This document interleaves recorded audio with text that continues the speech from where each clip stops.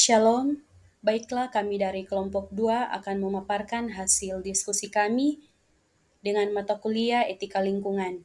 Di sini kami beranggotakan 5 orang, yaitu Chala Manopo, Jelantika Gahauna, Jessica Hulong, Hanatasha Yetsiko, dan Septian Tunggai.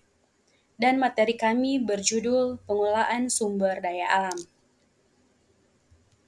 Kita masuk dalam pembahasan pertama, yaitu latar belakang. Nah, pengelolaan sumber daya alam ini berarti memanfaatkan sumber daya secara berkelanjutan untuk memenuhi kebutuhan generasi saat ini tanpa mengorbankan kemampuan generasi mendatang untuk memenuhi kebutuhan mereka sendiri.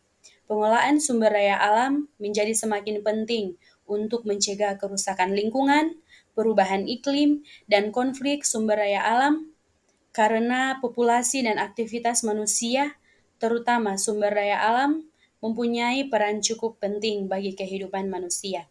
Sumber daya alam dari berbagai komunitas di Indonesia bukan hanya memiliki nilai ekonomi, tetapi juga makna sosial, budaya, dan politik meningkat. Berikut kita masuk dalam ruang lingkup kegiatan pengelolaan sumber daya alam.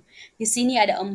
Pertama, inventarisasi, di mana inventarisasi ini memiliki 2 tujuan dasar, yaitu pertama, untuk memberikan landasan bagi perencanaan penggunaan lahan dan konservasi yang komprehensif.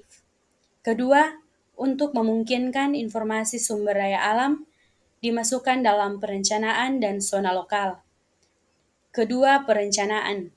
Perencanaan adalah suatu proses untuk menentukan apa yang ingin dicapai di masa yang akan datang, serta menetapkan tahap-tahapan yang dibutuhkan untuk mencapainya.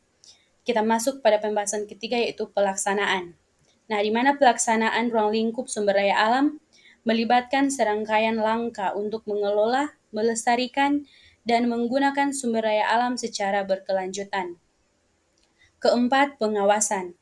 Pengawasan lingkungan hidup adalah kegiatan yang dilaksanakan secara langsung atau tidak langsung oleh pejabat pengawas lingkungan hidup untuk mengetahui tindak lanjut ketaatan, penanggung jawab usaha, atau kegiatan terhadap ketentuan peraturan perundang-undangan di bidang lingkungan hidup. Kita masuk dalam tujuan pengelolaan sumber daya alam. Tujuan pengelolaan sumber daya alam adalah untuk memperoleh kesejahteraan dan meningkatkan taraf hidup manusia dengan memanfaatkan sumber daya alam secara bijaksana dan berkelanjutan. Pengelolaan sumber daya alam juga harus dilakukan dengan memperhatikan kelestarian dan ketersediaannya agar dapat terus dimanfaatkan oleh generasi mendatang. Selain itu, pengelolaan sumber daya alam juga harus memperhatikan aspek lingkungan, sosial, dan ekonomi. Contoh dari kegiatan pengelolaan sumber daya alam berkelanjutan antara lain kehutanan berkelanjutan, pertanian, pertambangan, industri, dan pariwisata berkelanjutan. Kemudian filosofi pengelolaan sumber daya alam. Filosofi pengelolaan sumber daya alam mencangkup berbagai konsep spiritual, ekologis, dan berkelanjutan.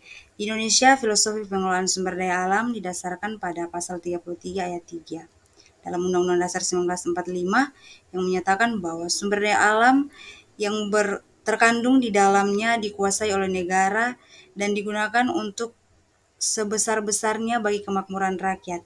Sumber daya alam juga dianggap sebagai modal dasar dalam pembangunan di Indonesia, namun pemanfaatannya harus memberikan manfaat bagi seluruh rakyat untuk mencapai kemakmuran. Pengaruh sumber daya alam terhadap pengelolaan lingkungan hidup. Pengelolaan SDA mengakibatkan pesatnya pembangunan dan meningkatnya kebutuhan manusia dari berbagai macam permasalahan sosial pun berkembang. Berbagai persoalan lingkungan hidup antara lain berkembangnya konflik sosial dengan atau tanpa kekerasan yang disebabkan oleh berbagai hal, antara lain persaingan konflik kepentingan ketidakmerataan akses sosial ekonomi, meningkatnya jumlah pengangguran, meningkatnya angka kemiskinan, meningkatnya kesenjangan sosial ekonomi, kesenjangan pengelolaan sumber daya alam, meningkatnya gaya hidup.